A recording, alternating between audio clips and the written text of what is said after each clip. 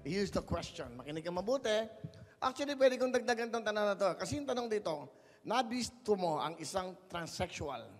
Nabisto mo na isang transsexual ang isa sa kalaban mo sa pageant. Okay? At may isang babae na halos lahat ginawa na sa kanya. Ilong, mata, kilay, lahat ginawa. Parang hindi na normal yung pagkababae niya. Ginagawa lahat. Iko-complain mo ba siya? Sasabihin mo ba sa mga organizers na bakit ganon? It's unfair. So, anong comment mo? Well, kakatapos lang ng Pride Month, right?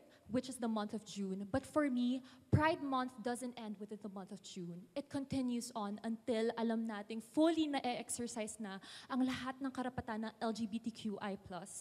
At dahil dito, kung siya man ay isang transsexual or isang tao na halos gawa na lahat from head to toe, hindi ko po i-complain yun. Hindi ko po magagawang i-complain yun dahil karapatan pa rin nilang mag-compete kung saan nila ina-identify sarili nila. If ina-identify nila yung sarili nila as, you know, a woman, then it should be it. Like, I'll be glad and I'll feel honored to So you're not going to complain sa organizers? Bakit ganyan? LGBT yan, No. bakit ganon? I won't complain because if they feel that they are women and they deserve to be there in the competition, then I will be gladly competing with them. Galing nga, pwede to sa mga... Ha? Alam mo, pag sumagot to, pwede to sa Miss Balik-Balik. Miss Kalentong, Miss Kamuning. Ang galing. Very well said. Candidate number 1 from Iloilo, 24 years old, Karen Nicole Pisha. Thank you so much. Okay, good luck. Karen?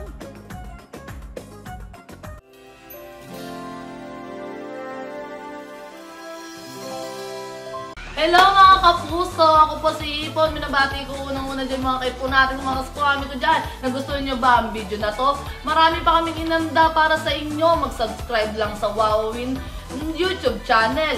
Tsaka, don't forget to hit the, the bell button para lagi kang updated. Yun lang!